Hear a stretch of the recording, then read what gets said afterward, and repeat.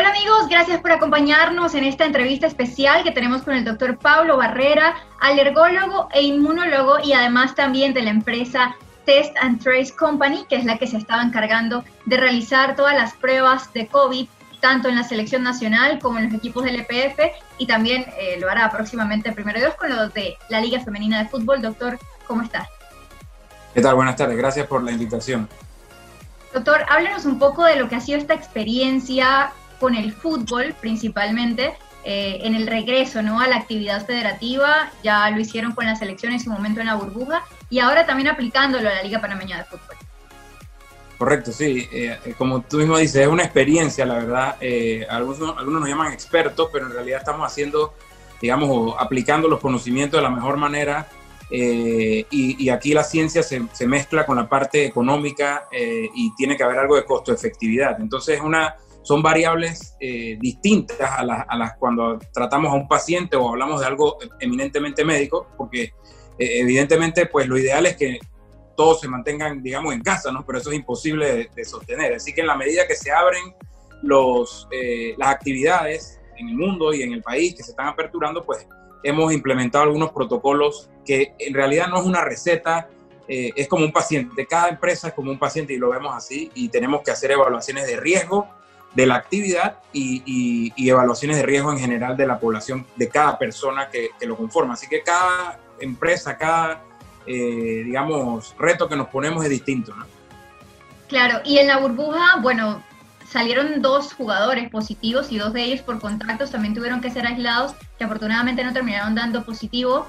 Pero en este caso de la LPF, obviamente son muchos más jugadores, muchos más equipos. ¿Cómo fueron estas primeras pruebas? ¿Cuáles fueron los resultados? ¿Y qué tan difícil es manejar una cantidad de personas mucho más amplia? Ok, primero hay que aclarar que definitivamente el objetivo de los protocolos de vigilancia es distinto al de buscar casos activos, que es lo que está haciendo el MINSA en áreas calientes y cuando usted tiene casos. Aquí estamos testeando gente básicamente asintomática, eso es lo difícil, digamos, en un protocolo. Ningún protocolo es perfecto, sino que buscamos reducir los contagios, eso hay que tenerlo claro. Lo importante es que los protocolos que instauramos, sobre todo el de burbuja, fue un éxito total, igual que el de la NBA, que ahorita mismo está siendo un éxito.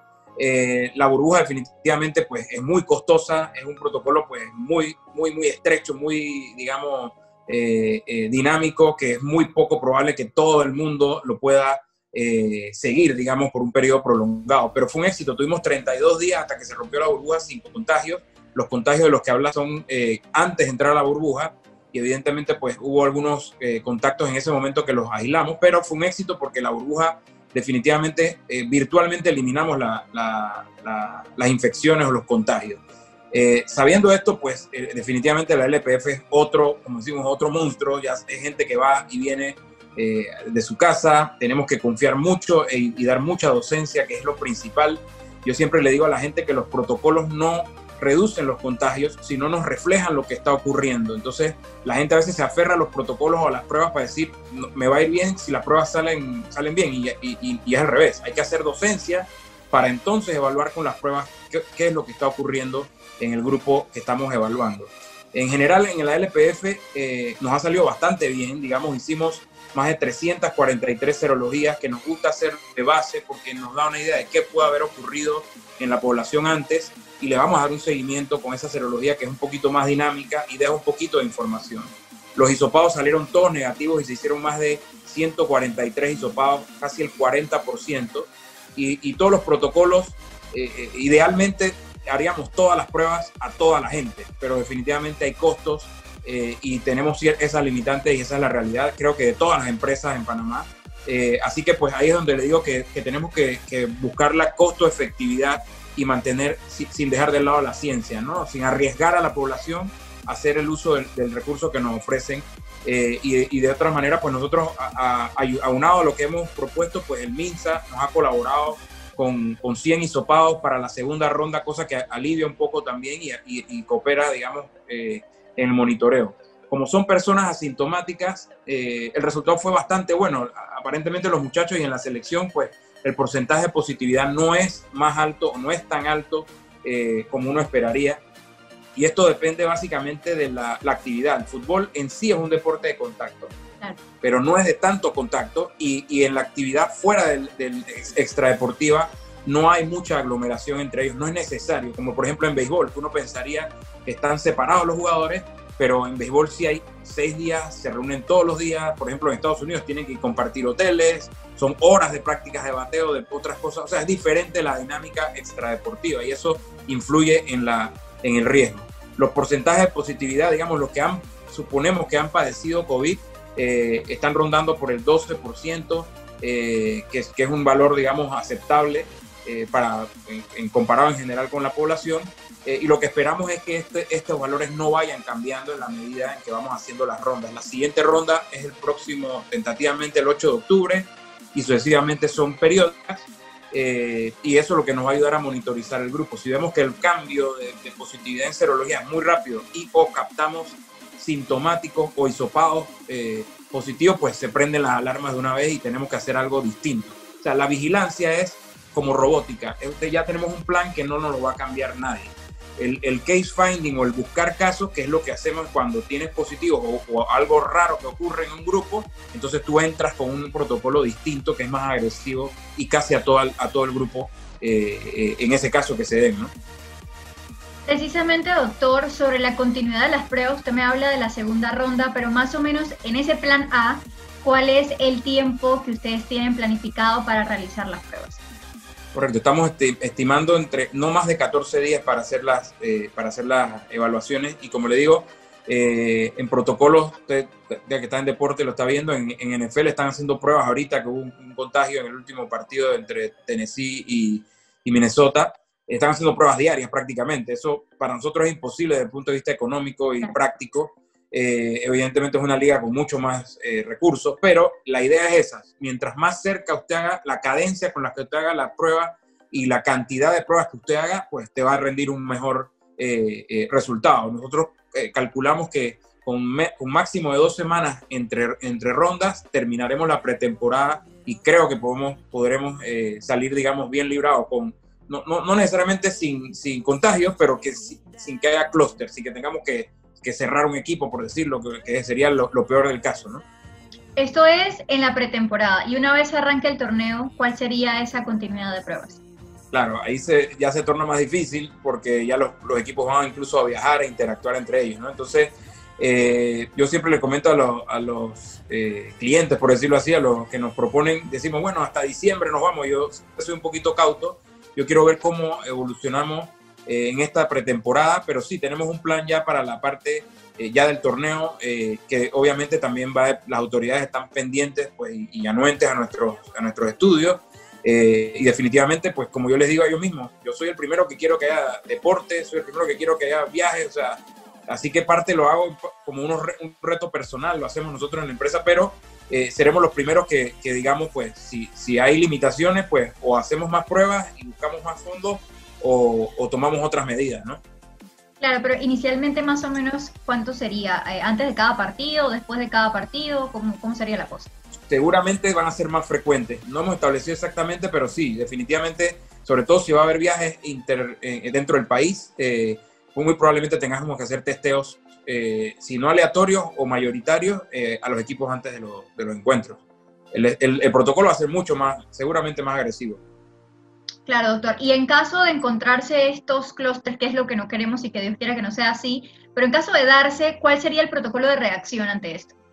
Claro, el diagnóstico de clúster se da básicamente cuando usted tiene 2 casos que pueda asociar, que no son aislados, pues que no es que alguien que tuvo un familiar COVID y llegó al entreno, sino que ya son 2 casos que han compartido la definición de contacto. Así que apenas usted tenga 2 casos en un periodo corto de tiempo, digamos unos días, básicamente se activa el protocolo de cluster busting, que llamamos, en la búsqueda de clúster, que igual como lo hizo la NFL, usted testea a todo el mundo. Ahí sí nosotros pues haríamos un testeo masivo, haríamos las cuarentenas correspondientes, por lo menos preventivas, y probablemente pues si se define que hay un clúster, pues ese equipo o ese grupo tendrá que detener sus acciones por lo menos mínimo una semana mientras logramos definirlo, porque a veces apenas salen 2 casos uno salta que hay un clúster. Uno tiene que estudiar bien para definir, porque hay muchos contagios comunitarios.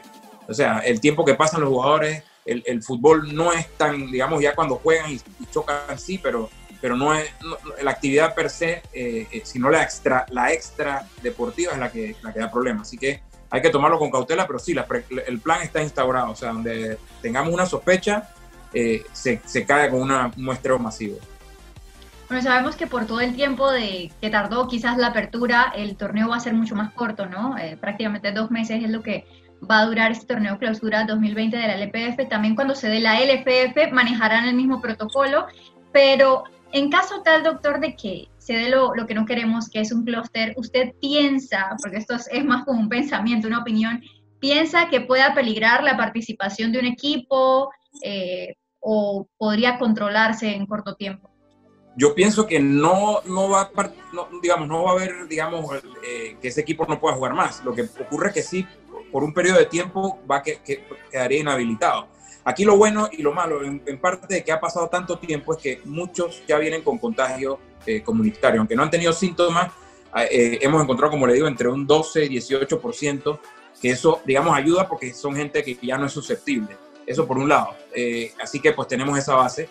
Y bueno, la docencia que estamos dando siempre, lo que aspiramos es que los contagios sean mínimos y que los periodos en que haya suspensión de actividades sean menores para no interrumpir el calendario. Y como digo, nosotros estamos mirando afuera porque no somos expertos, sino que tenemos algo de experiencia, y ya con la burbuja tuvimos una gran experiencia de cero contagio. Y bueno, estamos viendo lo que están haciendo en otros deportes, ¿no? En todos lados hay contagios, en todos lados hay problemas, pero no se ha demostrado del todo que los contagios han sido durante los partidos, sino que los muchachos, pues, o las personas, como todo, pues, tienen ciertos deslices y pues han cometido alguna imprudencia y salen del protocolo que tienen establecido. Así que yo regreso a lo mismo. Al final me piden evaluación, pruebas, protocolos, y cuando terminamos de hacer la evaluación decimos, ¿saben? Lo que hay que hacer es docencia, lavarse las manos, ponerse la mascarilla en los momentos en que está indicado, pues, y seguir los protocolos de viaje, ¿no? Sobre todo también que comparten carros, se quitan la mascarilla. O sea, hay puntos que nosotros ya hemos definido y que al final, como yo digo, las pruebas no van a evitar los contagios. Claro, doctor, una duda que hay, digamos, un poco en el ambiente y también a manera personal la tengo, en cuanto a las pruebas serológicas, cuando se registra que la persona tiene anticuerpos, ¿estos anticuerpos permanecen por cierto tiempo o hay algún momento determinado que se puedan ir? Es decir, que si a mí me sale negativo, igual hay posibilidad de que en algún momento haya tenido el virus hace mucho tiempo atrás. Esa posibilidad existe, pero es la menor o muy poco probable. El 90 y tantos por ciento, podemos decir más del 95% de la gente que ha estado expuesta al COVID puede desarrollar anticuerpos y que tiene síntomas leves, por lo menos desarrolla anticuerpos hasta por 6 meses. No sabemos más porque todavía estamos esperando los estudios, pero mínimo tenemos protección por 6 meses.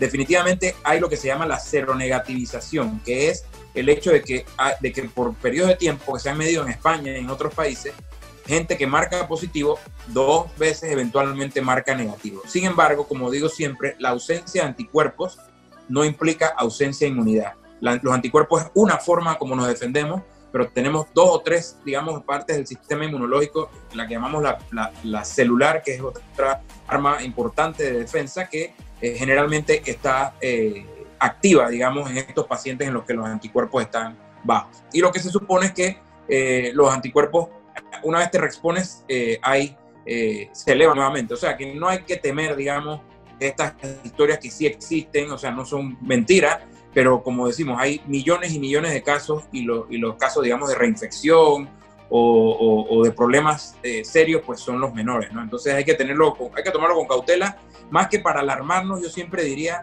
para que a pesar de que tú eres un paciente recuperado COVID, te mantengas cuidándote y mantengas las medidas, ¿no? Y que no te descuides, sobre todo por los demás. Pero si quieres tomar esas ideas de reinfección o de posibilidad de que se caigan los anticuerpos, es que debemos protegernos aún habiendo padecido COVID.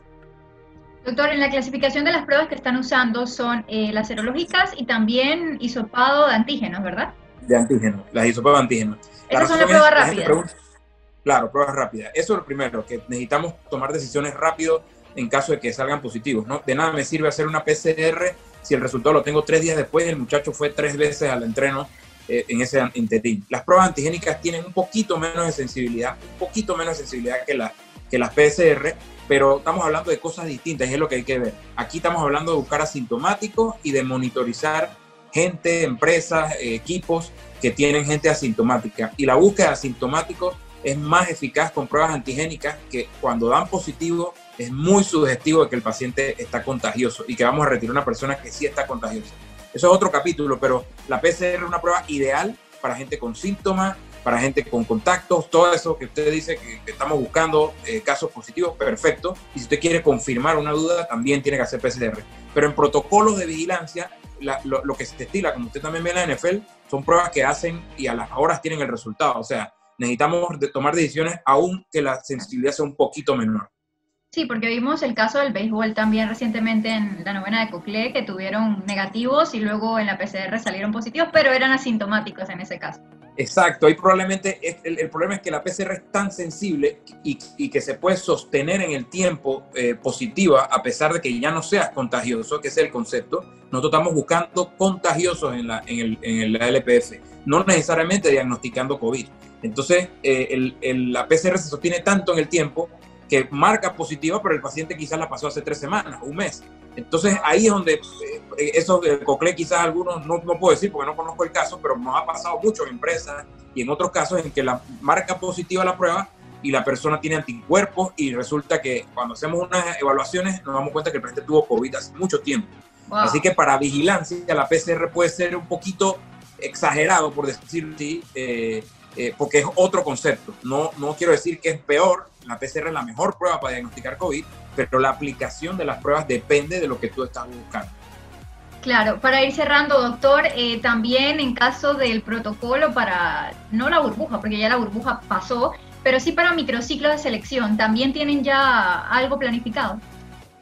Sí, nosotros ya establecimos el protocolo, digamos, y tomamos de las ligas principales del mundo, la Conmebol y ya CONCACAF sacó también, tiene su protocolo, así que nosotros hemos hecho una fusión y una cosa autóctona, pero básicamente guiándonos por los parámetros internacionales. Ahí piden PCR para algunos monitoreos, sobre todo para los juegos o previo a los juegos, pero el monitoreo interno pues sí no tiene exigencias específicas y vamos a tener definitivamente un protocolo instaurado para la selección que fue exitoso. Creo que es más sencillo porque es un grupo específico. Sí se mueven, pero es un grupo más controlable. Creo que la selección va a ser un poquito más, no más fácil, porque no hay nada fácil con este virus, pero creo que es un poquito más manejable, ¿no? La LPF todavía estamos, digamos, esperando esa segunda ronda y que no nos suene el teléfono de que hay un contagiado, ¿no? O sea que es otra cosa, ¿no? Estamos ansiosos y como fanáticos también, yo digo, y la gente tiene ya que sufrir y celebrar sus equipos, ¿no? Así es, doctor. Muchísimas gracias por la entrevista, por aclararnos esta cantidad de dudas que teníamos sobre la LPF y el fútbol panameño. Doctor Paulo Barrera, inmunólogo y también alergólogo y, bueno, también de la empresa Test and Trace Company. Que esté muy bien, doctor. Gracias. Muchos éxitos en todo. Buenas tardes, gracias. Chao. Hasta luego.